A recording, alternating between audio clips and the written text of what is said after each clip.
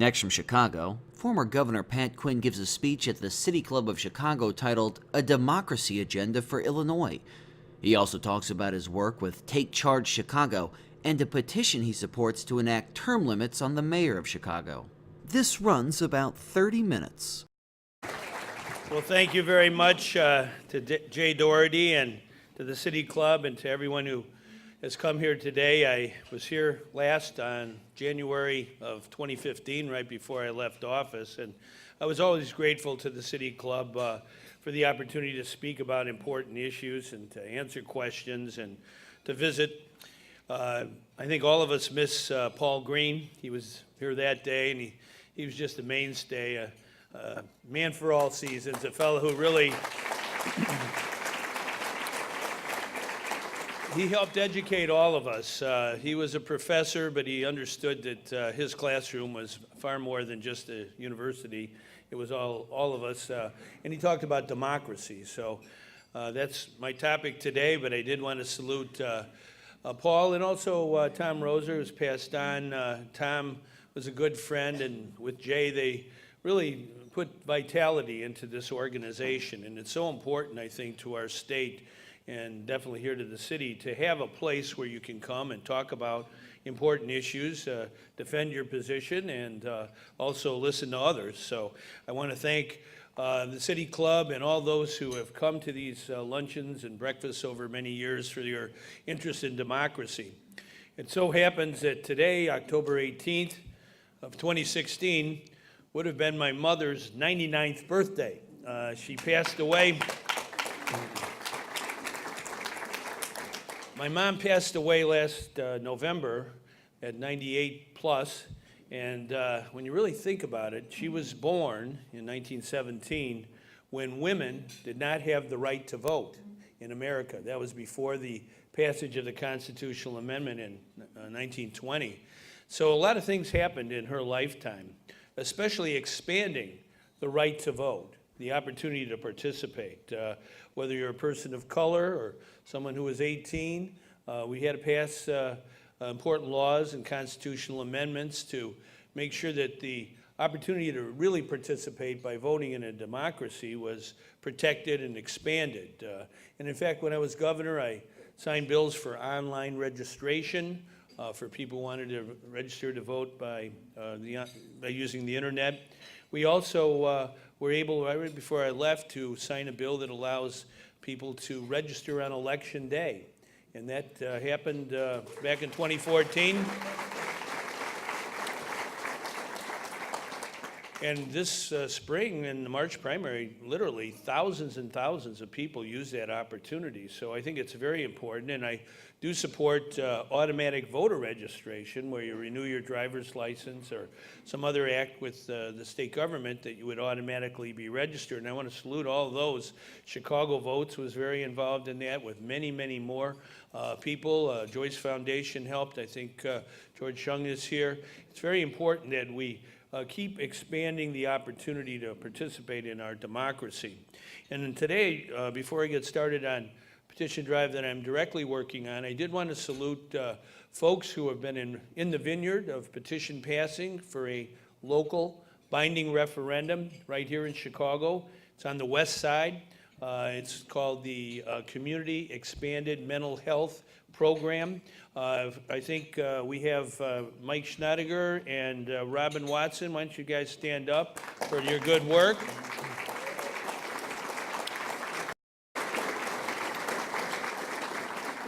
As you know, there have been cutbacks in mental health clinics here in the city of Chicago, and the bill was passed, put on my desk, and I signed it into law that allows citizens to petition in their neighborhood to establish a mental health district for expanded care to make sure that everyone would have free mental health care if they had nowhere else to go. And my friend Pete O'Brien is here today with the Kennedy Forum. He's very, very involved in mental health initiatives, and we've already passed one of these expanded mental health districts in Chicago on the north side, and Mike and Robin are working on a referendum that's going to be voted on November 8th on the west side. And I think we need to keep doing this in every part of the city of Chicago, because it is a local binding referendum that people can put on the ballot. They decide whether they want to have a modest tax increase in order to fund this mental health district. But there's hardly a more important issue on health care than making sure we have parity with respect to mental health and physical health. And I really salute folks in the neighborhood who gathered 10,000 signatures on the west side of Chicago to make this happen this year in this election. And also on the ballot, county-wide, it's an advisory referendum, but it basically calls on our state to have earned sick leave for all the workers of Illinois, for people who are working hard, who have not one sick day. There's something wrong with that. If somebody gets sick or a family member gets sick, we ought to have earned sick leave in our state as the law. And two years ago in Massachusetts, it was an initiative on the ballot. The whole state, they passed it into law. It's now the law of the land in Massachusetts and a number of other states around the country. And I want to thank Ron Powell of the United Food and Commercial Workers. Why don't you stand up, Ron, for your efforts in this area. Thanks to Ron and many volunteers, it was passed by the City Council, and just last week, the County Board for Cook County. But we have a lot of other counties in Illinois, 101 counties, and using the power of petition and referendum, it is a good way to have the voice of the people heard. Andrea Rayla, who's in the back, and William Morgan, who's here, they both went out and led a petition drive to put the earned sick leave referendum on the Cook County ballot, calling for this to be the law of Illinois. And I know something about that because in 1982, we did a similar effort for a petition and referendum for the Citizen Utility Board. I brought the original envelope of the Citizen Utility Board. I noticed Commonwealth Edison didn't come as much today. I don't know why. But it's a very fine company, and I like the people there. However, one of their lobbyists, who I'm sure has since retired, told me back then when we were putting Cub on the 1982 ballot, Illinois' largest consumer group, it's been around now for a third of a century, he said, Quinn, in a million years, that'll never pass in Springfield. We'll kill it. And it passed in 1 year because we used the power of referendum to get it on the ballot for the people to speak. And we went all across Illinois, not only here in Chicago, but across the state, giving voters a chance to vote for a consumer group that would represent their interests when it came to utility companies. And so I think that shows, again, what people can do when they put their minds to it as far as passing petitions and having referendum votes on issues as well as candidates. And that's why I did want to speak about a very important petition drive that occurred in our state this past year or two. It was put together by a lot of well-meaning, hard-working citizens of all different backgrounds, Democrat, Republican, Independent, all regions. They understood that redistricting reform was necessary in Illinois and wanted to put it on this year's ballot. Well, there were obviously some challenges there, and the Supreme Court decided that it didn't meet the exact specifications of the Illinois Constitution. But I want to tell, and I know she's here today, Christy Hefner and Rod Joy is here, who are involved in the movement and organizers of the movement. Don't give up. It's very, very important, I think, for those citizens of Illinois who want to vote on this issue, that in the next election, in 2018, we can put redistricting reform on the ballot. We may have to revise the petition a little bit, but it can be done. More than 500,000 people signed that petition, and it is quite sad that we aren't going to have a chance to vote in a binding referendum this fall on that. I know 40 years ago, I passed a petition all across Illinois to have ethics put into the Constitution. For example, ending advance pay for politicians, stopping double dipping, preventing conflict of interest voting. We gathered 635,158 signatures, the all-time record in Illinois. But when we filed our petition, there was a challenge. The insiders are always going to challenge you. And the court held that ethics could not be put on the constitutional statewide ballot in Illinois. It was a severe disappointment. At least in that year, we were able to get a statute passed that ended advance pay for legislators in Illinois. For 100 years, legislators would get sworn into office and collect their entire annual pay on that first day, before they did a single day's work. If they retired and resigned, they still kept the money they took in advance. If they went to jail, as some of them did, they still kept the money they took in advance. And people didn't like that. The bill to end that practice was defeated in committee 17-3. Matter of fact, the sponsor of the committee, his nickname, he was a rookie, was Bad Bill Byers. He put in a bad bill to end advance pay. But we, the people, gathered signatures on a petition.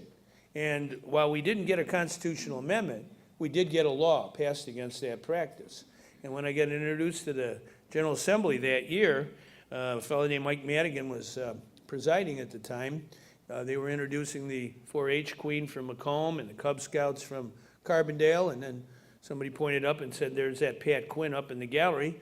I got a standing ovation of 3 minutes from the members of the General Assembly. So you got to have a tough hide.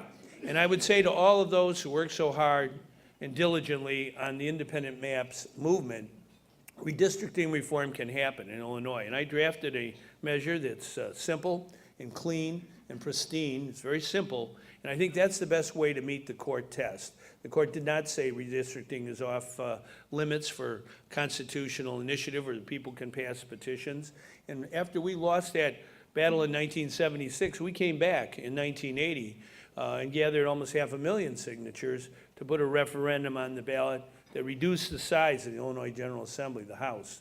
And that was on the ballot, and the people voted for it, and it was binding. And it was the only time in Illinois history, in the whole state history since 1818, that voters have been able, by their petition, to put a binding statewide referendum on the ballot.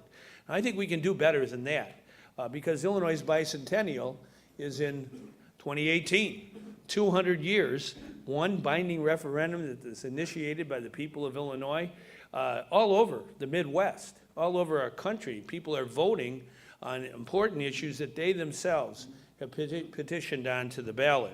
And so I really hope to work with folks here and everywhere that we can, in our bicentennial year of Illinois, make that a year of voter democracy in Illinois, to open up some of the roadblocks that have been erected over 200 years so citizens don't have a chance to vote on binding questions. For example, we had an advisory referendum on raising the minimum wage in 2014. I signed that bill to at least give voters a chance to give their advice.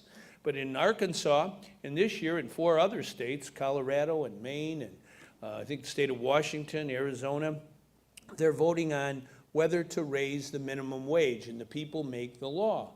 And we should have that same right here in the land of Lincoln, government of the people.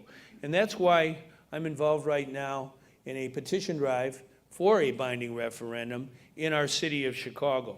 Because when the drafters of the Illinois Constitution did their work and was ratified by the voters in a referendum in 1970, this is our Illinois Constitution, they did for the first time give some binding referendum powers to voters at the local level, at the municipal and county level. This was unheard of in our state, but basically the drafters of the Constitution felt that sometimes the people in power at a local office would become too accustomed to their power, concentrating their power, and not letting a lot of fresh air in. So it was put into the Illinois Constitution in the local government article, a binding referendum initiative process where voters at the local level can put term limits on their local officials. They can also change officers in their local government from appointed officers to elected officers in order to make sure the voters were in charge of their local government. Now, this has been used in Illinois in 20 different cities, in places like Springfield, where Jackie's from, and Naperville, and Oak Lawn, and Des Plaines, and on and on. Many, many communities of Illinois have used the power that's already outlined in the Illinois Constitution to put term limits on their mayor. Usually it's a two-term limit, similar to what the president has, and it's worked very well. And matter of fact, this election in Cook County, there are 4 communities voting on that exact referendum in their towns. In addition, around the country, if you look at the 10 largest cities in America, the 10 biggest cities, all of them have term limits on their mayor, except one city, Chicago. New York has term limits on the mayor, Los Angeles, Philadelphia, Houston, San Antonio, San Diego, San Jose, you name it. People have, I think, especially when it comes to municipal offices, the office of mayor, recognize that having a 2-term limit is a good way to go to avoid any one mayor concentrating their power. Especially in this age of super PACs and big money in politics, it's better to have what the play Hamilton points out very clearly with George Washington. He could have been, I suppose, like King George III in England. King George III was on the throne for 59 years. And he was amazed, King George, that George Washington of the United States of America voluntarily stepped aside after 2 terms as president. He couldn't get over it. But Washington understood that we have a democracy, that we don't want in a democracy to have a House of Lords, that we don't want concentrated power. The founding fathers called it rotation of office. And people like Jefferson and Madison and Hamilton and Ben Franklin all believed that no one person should have the same office for too long, and 2 terms were enough. And so I think that's something we should really think about here in the city of Chicago. At the same time, we're passing petitions to put this on the ballot. We need to get 52,519 signatures by December of next year to give voters a chance to vote on this in the next election. We hope to get at least 100,000 signatures, and while we're gathering signatures for term limits on the mayor, we're also gathering signatures on the same petition to establish an elected consumer advocate in the city of Chicago. Now, in New York, they have a public advocate who is elected by all the voters of the city of New York. Matter of fact, the current mayor, Bill de Blasio, used to be the elected public advocate. And the public advocate in New York, similar to what we're talking about, we call a consumer advocate, is someone who is an ombudsman, a word in Swedish that means the people's person. Someone you can go to if you have a grievance, if you have something that's falling through the cracks of the bureaucracy. Someone who will stand up for consumers and taxpayers against unfairness and against inequality. I know that it's very, very important to have somebody you can turn to when things aren't going the right way. And right now in our city, we have an appointed person who is the head of the Department of Business Affairs and Consumer Protection. This office used to be called Consumer Services, but now it's called Business Affairs and Consumer Protection. One person they're appointed, I'm sure they're a nice person, but rather than have an appointee of the mayor do that job, we should do what New York City has done for the last quarter century and have an elected person running not only that department, that office, that agency, but also under our petition, we've given the consumer advocate some other duties. One of those duties is to monitor the city's compliance with the Freedom of Information Act, which is a state law, which unfortunately Chicago has regularly not abided by. Matter of fact, 400 days went by before a judge had to order the city to stop stonewalling with respect to a Freedom of Information Act that was very important, that really unveiled something that we all know has to be addressed and solved and resolved. The city did not comply with the Freedom of Information Act after that terrible event occurred on October 20th, 2 years ago. And so there ought to be somebody who monitors their work, somebody in city government who's independent of the mayor, independent of the bureaucracy, who makes sure that information does flow to the people, who are the ones who are in charge of our city government. The same way the city used to have the Department of Environment, and one of their excellent leaders is here today. Currently, they abolished the Department of Environment. I could never understand that. I was Lieutenant Governor of Illinois and then Governor. We had a clean water initiative. We did many things with the department, the Illinois Environmental Agency, Protection Agency. But the city mysteriously ended their Department of Environment. Well, there ought to be someone, the consumer advocate, that fights according to our Constitution to promote a healthful environment for this and future generations. So that, again, was a duty of the consumer advocate. I think it's important to have a person who is a strong voice for our environment, for freedom of information, for taxpayers, for consumers. And so that is something we can put on the ballot at the next election. It would be March of 2018 now. And in order to get that adopted, the people would have to vote in favor of it. So these are two binding referendums. One is term limiting the mayor. The other is electing a consumer advocate in the biggest city in our state, third largest in the country. And part of the reason that I'm involved in this is because I do believe in the power of grassroots democracy. I think we need to expand voting. My mom had a fight to get the vote for women. She was 3 years old, but she got the fight and won, okay? But that was back in 1920. And why don't we, in our city of Chicago, in our state of Illinois, get to vote on more issues? Not just candidates who sometimes squabble. Just over the last year and a half, more than a year and a half now, looking at the events in Springfield, what if voters in our state had a chance by petition to put issues on the statewide ballot to help resolve some of the gridlock and controversy that occurs in Springfield? What if voters in Chicago didn't have just an advisory right to urge that there be an elected school board in the city of Chicago, the way they have in 859 other school districts in Illinois, every single one, but could actually enact a law by their petition and referendum votes? I really feel we need to open up the opportunity to vote on important issues, whether it's minimum wage or an elected school board or ethics in government or consumer protection or making sure that we have redistricting reform or making sure that those who are in office don't get the attitude of King George III that they're the ruler and we're the ruled. As President Obama recently said, the history of our country is we don't like to be ruled by people who are in office for too long. We understand that it's important to have grassroots democracy bubble up from the grassroots. And that's what's happening across the Midwest. That's what's happening across America.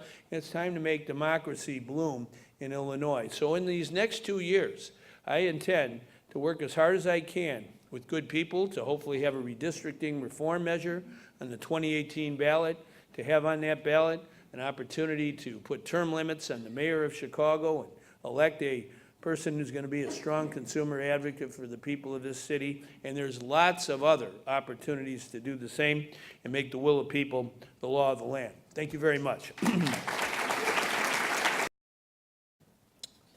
Well, there's several people that asked the same question. Tim Egan from the New Roseland Hospital. We need you back in office. What office will you run for next? Well, I want to thank Tim. I appointed Tim to help rescue Roseland Hospital, a very important hospital, a very important neighborhood. And it needed a strong hand, and Tim has provided that over the last several years. And he's really done a magnificent job saving jobs for the people who worked at the hospital, but most importantly, helping expand decent health care across that neighborhood. And matter of fact, when I was governor, I signed the bill to expand health care coverage in our state, and we've added about 1 million people, thanks to President Obama, Affordable Care Act, and getting that passed in Illinois. And people like Tim are important folks in that. I have run for office, I've won, and I've lost.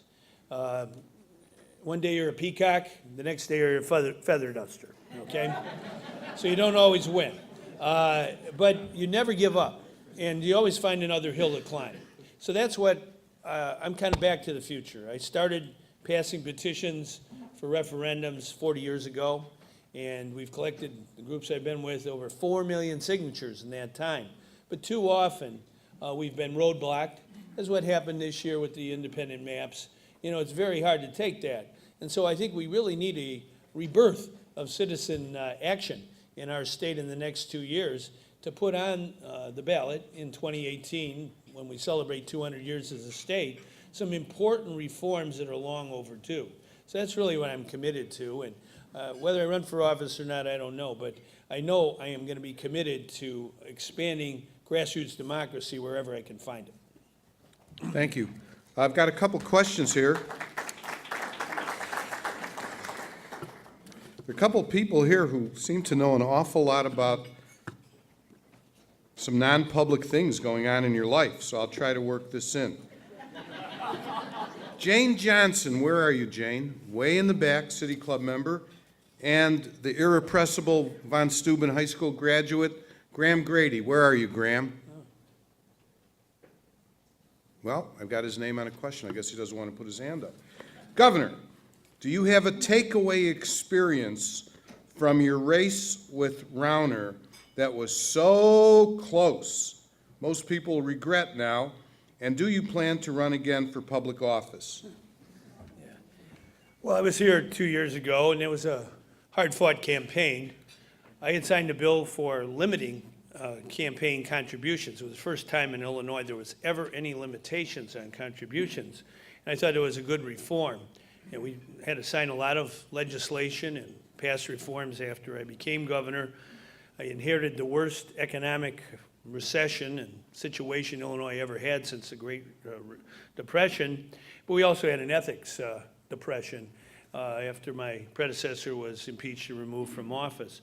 So we had to do a lot of reforms, and one of them, the campaign finance, I thought was a good one. I abided by it, but it did have a provision that if a self-funder came along and broke all the limits with their own spending, then the limits would be taken away in that election. And I always regret that Rauner didn't abide by the limits that I had abided by for about 3 years. He decided he wanted to, spend unlimited, almost infinite money. It was about $70 million. And I don't think that's a healthy thing for any democracy to have $1 one vote as opposed to one person one vote. And I think really that's one of the reasons I believe so much in petition and referendum, that in this day and age of big money and super PACs, that may be oftentimes the only way voters can get reforms adopted. Rauner was opposed to the minimum wage. I believe in raising the minimum wage, but we only had an advisory referendum, and that hasn't ever been voted on by the Illinois House. And if we had what Arkansas had, binding referendum, we would have raised the minimum wage back in 2014. And voters are voting on that in other states this year. So sometimes that's the only way to get around big money, is to do it with shoe leather and everyday people. So it's frankly sad to see some of the things that have gone on. I really feel Illinois is on 4 flat tires. And, when you're in office, when you're governor, you got to tell the truth. Tell it straight to the voters. Sometimes it's tough medicine. And there are those in politics who want to tell people what they want to hear rather than what they need to know. And I had to tell the people of Illinois in the election of 2010, we needed more revenue to pay the bills, to pay the pensions, to make sure we had schools and hospitals and public safety. I won that election. It was close, but I won in a Tea Party year. But I didn't win in 2014. So I'm never going to deviate from the message that it's much better to tell people the truth. And for those who don't, they end up with a $15 billion deficit, and they have to figure out how to get out of it. Thank you. Okay, then a follow-up from Graham and from Jane. Pat, you have been seen in the company of a 33-year-old regularly. How is Betsy? And Jane wants to know if there are wedding bells in your future. Do you have a big announcement to make today?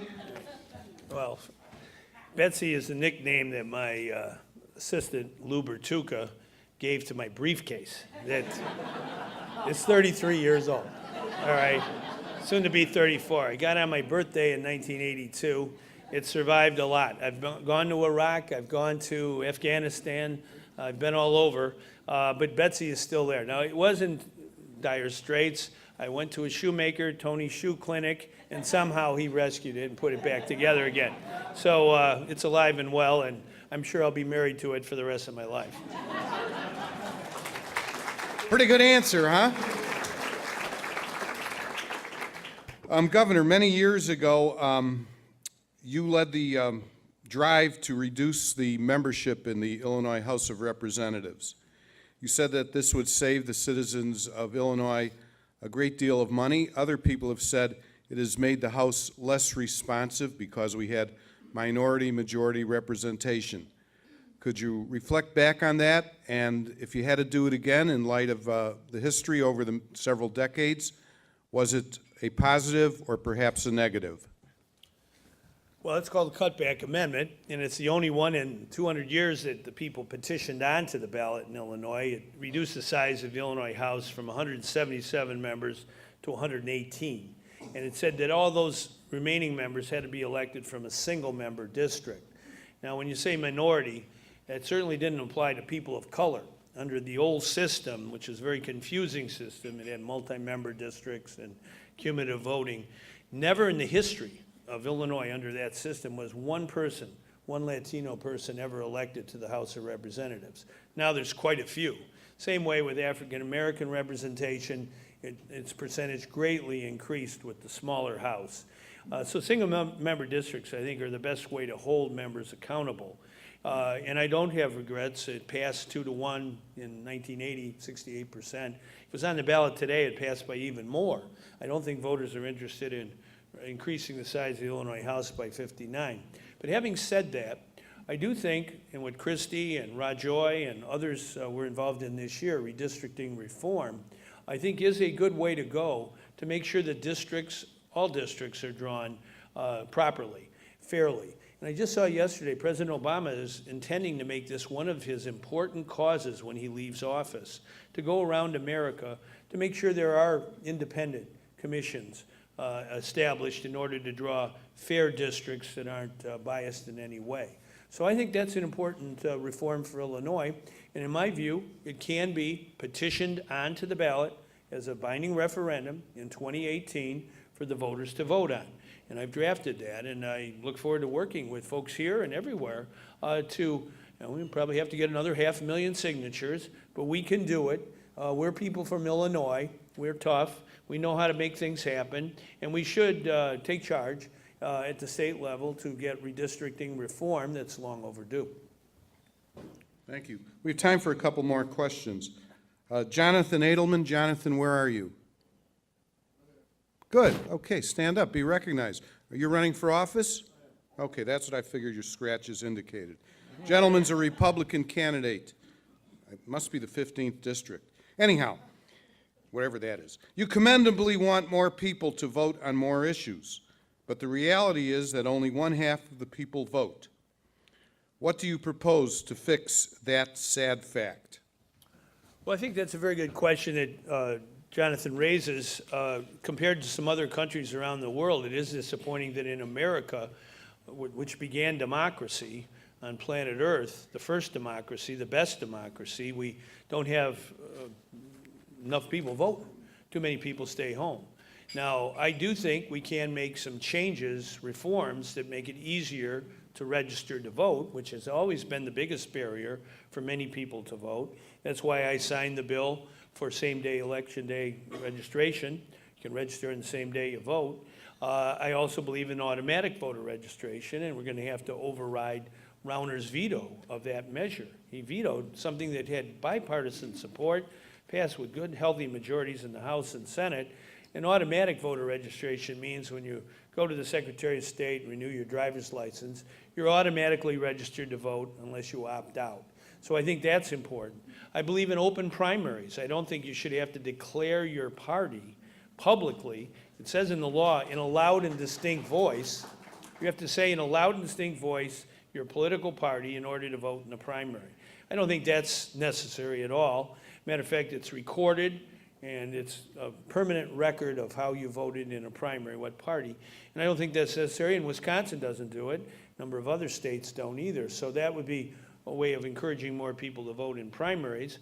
I also signed a bill when I was governor to allow 17-year-olds to vote in a primary if they were going to be 18 by the time of the November election. And that idea came from a high school class.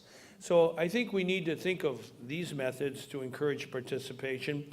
But to be honest, sometimes when you see candidates fighting, especially one we see right now at the presidential level, and they aren't talking about what the people want, but it's much more self-absorbed. That discourages, I think, some people from voting. That's why I believe in referendum and petition and the opportunity to vote on issues.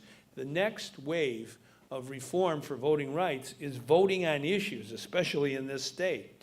To put it in perspective, in the United Kingdom, Parliament will examine a proposal if 100,000 people sign a petition.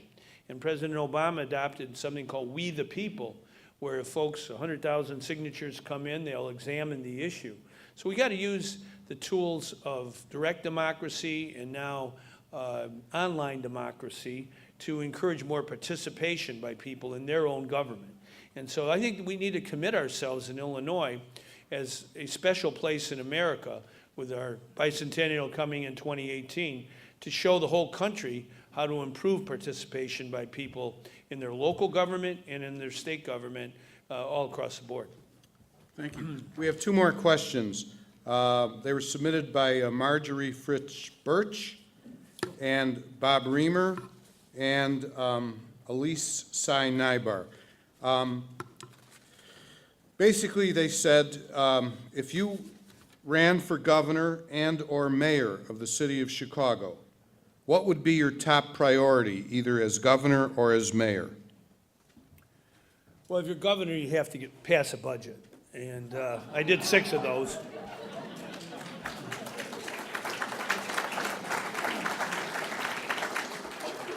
And the last budget I prepared, we had passed a law that said the governor should not just talk about the coming year's budget, but really put a blueprint together for the next several years. And I put together a 5-year blueprint for doing what's necessary with our funds in Illinois. And that budget, if it had passed, my opponent was strongly against it, but we would today be on a 30-day cycle to pay our bills. We wouldn't have an avalanche, a mountain of bills that are unpaid, billions of dollars. We'd be on a 30-day cycle of paying the bills just like businesses are. We would pay our pension every year, the proper actuarial amount. I did that as governor. It was very hard to do for 6 years, but we did it every year. My predecessors did not, and that's what caused all the problems here with our pension, not having enough money in the pension fund. But under the budget I prepared, we would have not only paid the bills, we would have paid the pension. We would have given a $500 a year annual refund to every single homeowner in the state. Every year, $500 refund. There are 2 million homeowners in Illinois. They talk about property tax freeze. If they adopted the budget I had outlined, this year, people would have already gotten $1,500 in property tax refunds, not a freeze, an actual refund on their property taxes. And we also would have invested in schools like never before, investing in K-12, doubling the number of scholarships at the higher education level. It's a program called Monetary Award Program. And then we also would have put $1.5 billion into early childhood. And finally, we would have given tax relief to working families raising children, the earned income tax credit, and we would have helped a lot of people. But it didn't pass. The other side won. It's, to me, very regrettable because Illinois would be in much better financial shape if they had followed the plan I outlined. And so I would hope that someday that will come to pass. As far as the mayor goes, I think the most important reform is term limits on the mayor. 8 years is enough. Thank you. Okay, one last question. Candidate Trump has said that the election process is rigged. In any way, did you feel that you're losing or the election process is rigged at all? How would you respond to that charge? Well, I don't think that's helpful at all to democracy. You know, when you think back on it to the year 2000, a fateful decision was made by our U.S. Supreme Court, Bush v. Gore, where 5 judges decided who won the election. And Al Gore, who did not prevail, nonetheless, because he loved America and loved our democracy, accepted. He didn't agree, but he accepted the decision of the court in that election. I think that's the model to follow. When you lose elections, it's no fun, but there are many things to do in life. You haven't died, and I think it's important.